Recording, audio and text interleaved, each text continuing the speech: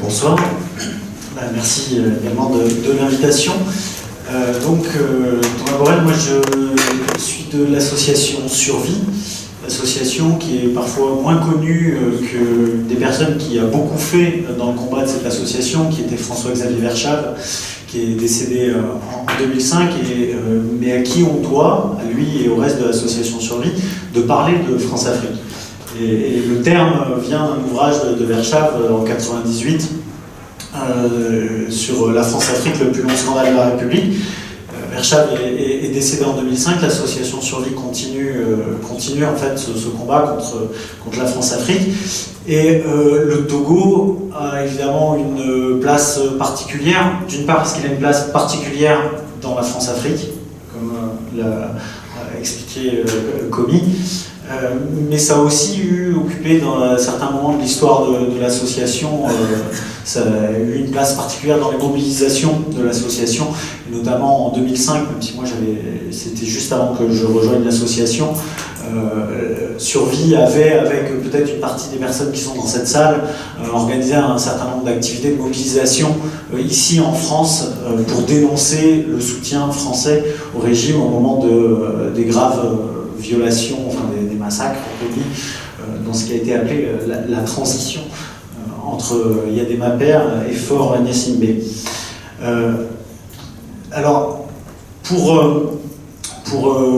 situer un petit peu et en essayant en même temps de rebondir sur ce qu'a dit Komi, sur les différents piliers de la France-Afrique, c'est bien parce que j'allais justement évoquer le fait que la France-Afrique, on le résume trop souvent aux aspects un peu sulfureux, aux aspects type mallette de billets ou les djembés de Bourgie, et toute la partie la plus illégale de la France-Afrique, alors qu'il y a des aspects institutionnels et que pour le coup on ramène en permanence sur cette question des aspects institutionnels pour dire que la France-Afrique évolue et qu'il faut continuer à parler de France-Afrique et on explique pourquoi. Mais alors Komi, dans tes différents piliers par contre, justement tu n'évoques pas tous les aspects sulfureux, toute la partie corruption et le financement de politique en France par tout un système de rétrocommission. Donc il faudrait quand même l'ajouter. La partie, tu l'as évoqué un petit peu après, sur le pillage par des entreprises qui se taillent la part du lion encore aujourd'hui, même si elles n'ont plus les mêmes positions monopolistiques qu'autrefois sur les marchés d'Afrique francophone.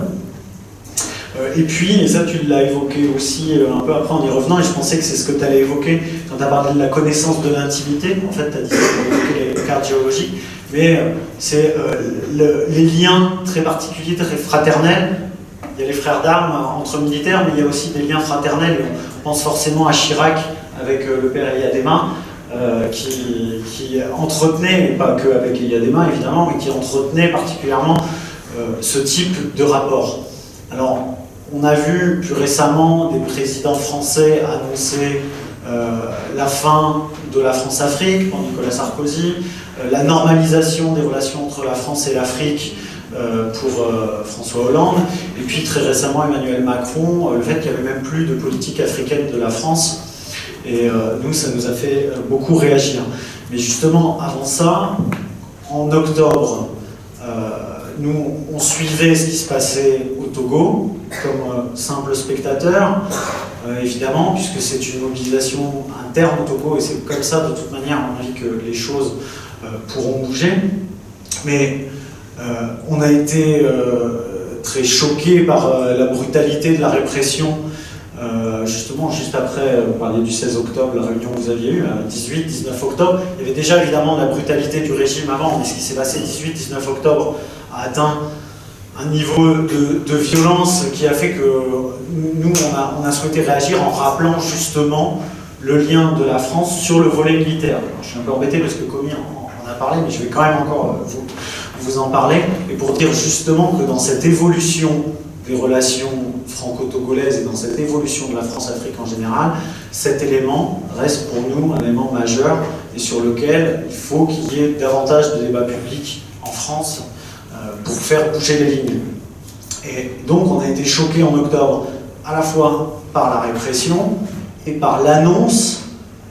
que Emmanuel Macron allait se rendre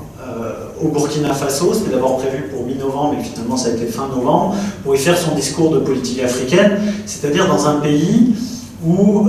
la France avait soutenu un dictateur pendant 27 ans, qui a été chassé du pouvoir par une mobilisation populaire exceptionnelle et qui a échappé à la justice de son pays et à la justice internationale parce qu'il a été exfiltré par l'armée française. Donc on trouvait à l'avance qu'il y avait une forme de récupération de l'insurrection populaire burkinabé par Emmanuel Macron, au moment même où au Togo, mais aussi au Cameroun, l'armée et la police tiraient sur des manifestants et faisaient des dizaines de morts. On a parlé d'une vingtaine de morts au Togo. Au Cameroun, on est entre 40 et 100 morts. C'est ce qui a motivé le fait qu'on publie, juste avant le voyage d'Emmanuel Macron, ce rapport qui s'appelle « Coopération militaire et policière en France-Afrique, de l'héritage colonial au partenariat public-privé ». Il y en a des exemplaires là-bas sur la table, et avec un éclairage particulier justement sur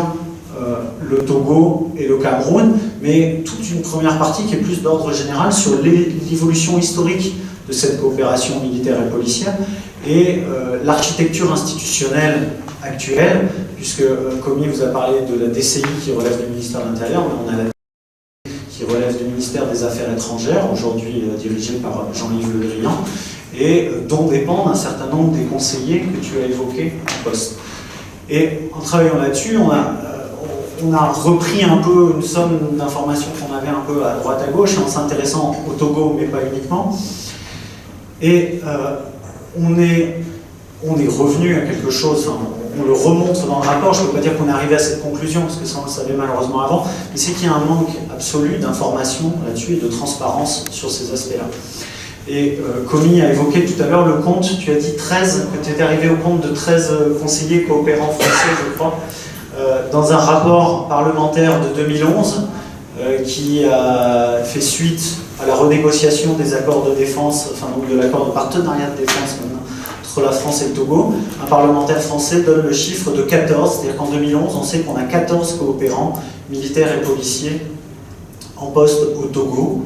principalement à Lomé, mais aussi à Karama dans le Nord. Et depuis, aucune info exhaustive. Et même à l'époque, on n'a pas d'infos exhaustives sur les postes occupés par ces conseillers. Et ça, on voit que c'est le cas dans différents pays. C'est le cas, j'étais tout à l'heure à une réunion avec des Congolais, au Congo-Brazzaville, évidemment, avec ce qui s'est passé en 2015, on a eu la même problématique, on avait des conseillers militaires et policiers en place, alors que la gendarmerie tirait à balles réelles sur les manifestants, etc. Donc, aucune information là-dessus, et de fait, aucun débat public, parce que si on avait l'information de combien on a de conseillers et à quel poste ils sont, et je te remercie d'avoir cité certains des postes que tu as pu identifier, ça donne une idée de l'implication française et du niveau de connaissance, ce qui est quelque chose d'extrêmement important quand il y a des crimes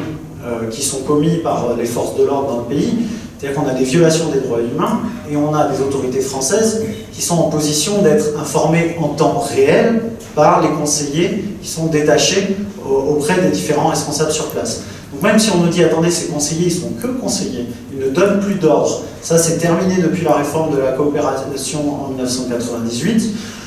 On a aujourd'hui ces conseillers qui ont une influence, évidemment, sur place et qui, dans leur programme de formation, Komi vous a fait part de sa certitude ou de ses doutes, les officiels appellent ça la gestion démocratique des foules. Donc la France aujourd'hui forme les militaires togolais à la gestion démocratique des foules. Je ne sais pas si le fait d'avoir des miliciens armés d'armes blanches ou de fusils qui vont dans les rues pour casser des manifestants, ça fait partie de la formation. Officiellement, je ne pense pas. Mais ce n'est pas quelque chose auquel aujourd'hui les conseillers militaires et policiers français,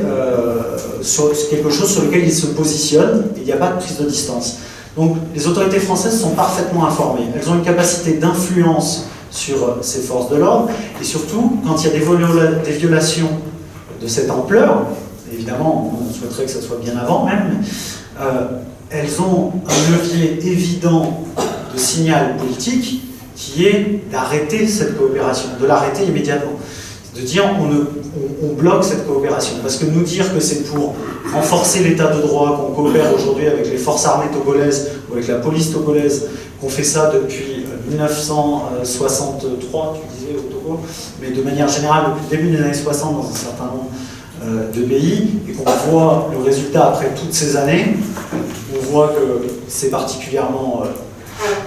inefficace, que l'enjeu n'est pas là, l'enjeu est un enjeu d'influence et de maintien de liens intrinsèques entre les forces de l'ordre de ces pays-là et les autorités françaises, de connaissances précises de ce qui se passe dans les appareils répressifs,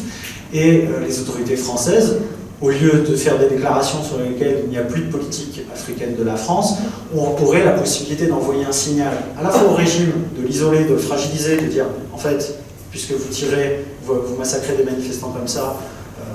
nous, on vous lâche et on suspend immédiatement cette coopération militaire et policière. Et puis un signal aussi pour les opposants et opposantes qui savent que la France est derrière les forces armées togolaises. Et pour le coup, il y aurait un signal d'encouragement sans ingérence aucune, parce qu'évidemment, à aucun moment l'association de survie ne demande que la France, que les autorités françaises s'ingèrent dans le processus au Togo. Autre élément important dans cette coopération, parce que là il y a les conseillers dont on a parlé, il y a un certain nombre de formations ponctuelles qui sont mises en place, et qui là vont relever de la DCI, pour ce qui est de police et gendarmerie. Et puis vous avez de la fourniture de matériel. Et là-dessus il faut voir que fourniture de matériel, il y a les fournitures d'armes de guerre et les fournitures de matériel répressif. Sur les fournitures d'armes de guerre,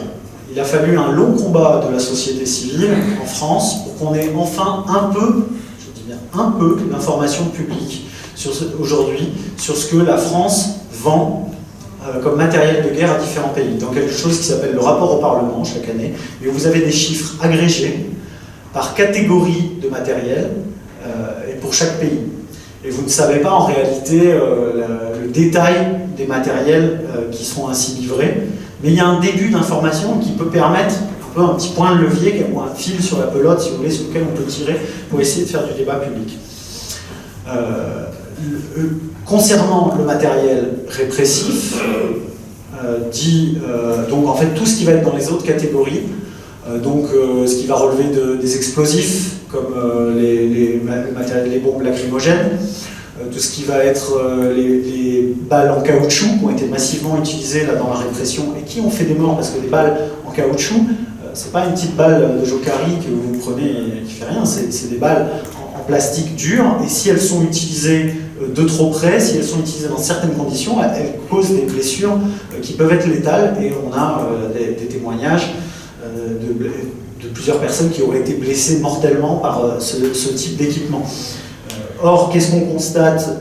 là dans ce qui vient de se passer au Togo en octobre, sur la base de photos de matériel qu'on s'est procuré, c'est qu'on retrouve des matériels d'entreprises françaises qui ont été livrés aux forces de l'ordre togolaises. On retrouve de la lacrymo de la société Nobel Sport, qui est une société française qui fournit des lacrymos aussi en France, c'est celle que vous allez retrouver à Notre-Dame-des-Landes ou sur d'autres mobilisations en France ou dans les manifs de la loi travail. Vous allez, et on retrouve les balles en caoutchouc de la société SAPL, qui est une discrète société française, mais qui visiblement a fourni également du matériel aux forces de l'ordre togolaises. Ce sont des contrats commerciaux, mais sur des types de matériel qui sont encadrés par un régime spécifique à chaque fois, mais sur lequel on n'a aucune information. Donc là aussi, nous on a une exigence qui est avant tout de transparence là-dessus, pour pouvoir ensuite dire, attendez, est-ce que c'est normal qu'on ait fourni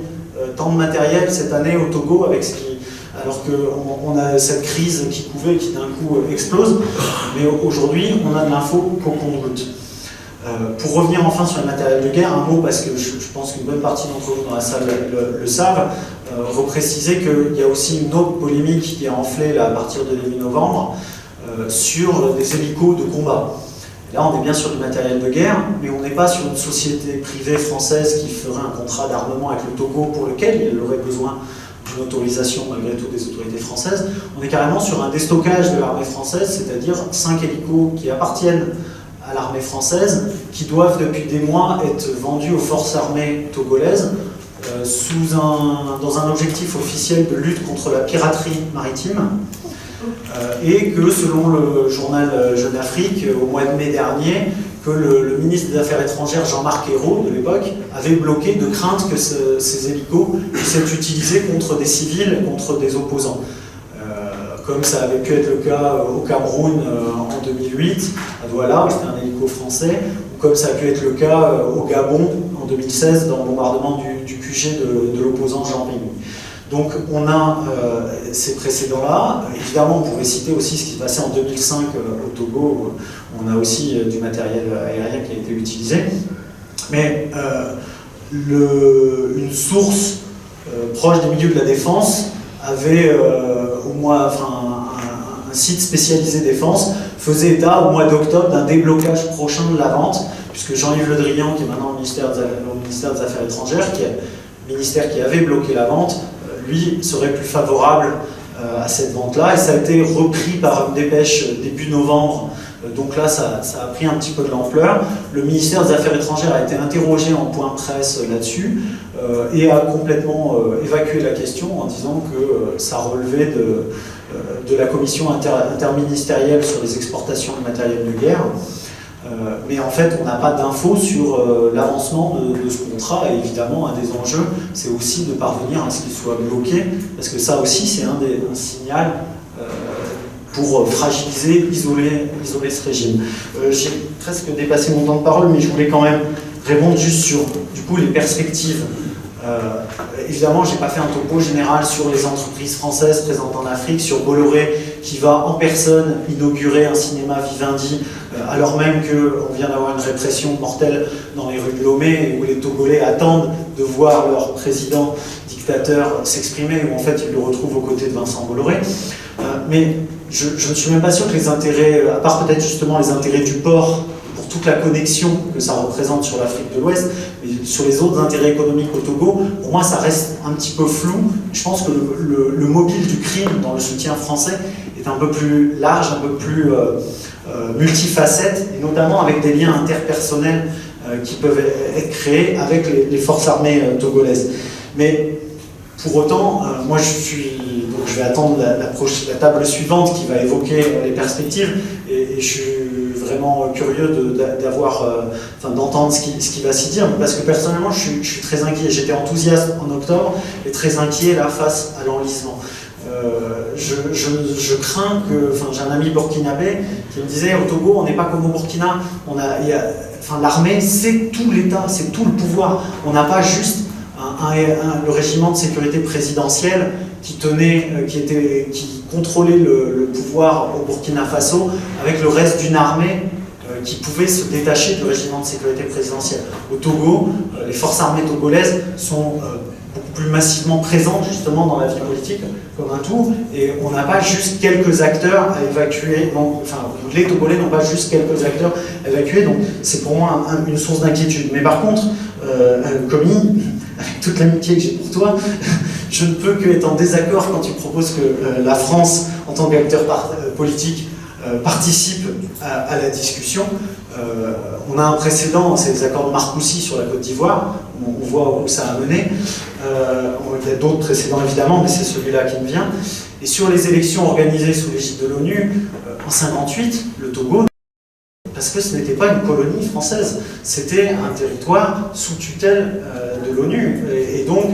il était logique, en tout cas c'était le cadre du droit international. Aujourd'hui ça voudrait dire replacer Togo sous cette tutelle-là, et là encore le précédent ivoirien montre que l'ONU,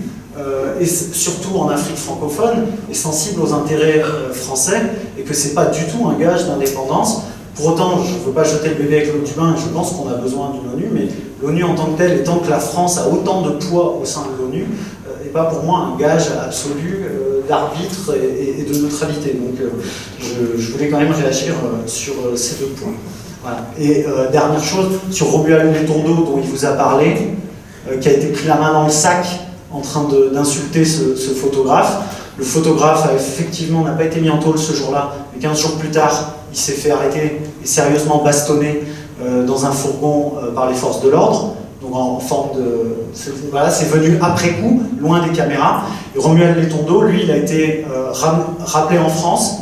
mis en quelque sorte à pied, mais pendant 15 jours seulement. C'est-à-dire que sa mission a été écourtée de 15 jours, et depuis, il continue sa carrière sur d'autres postes. J'avais vérifié ça il y a quelques années.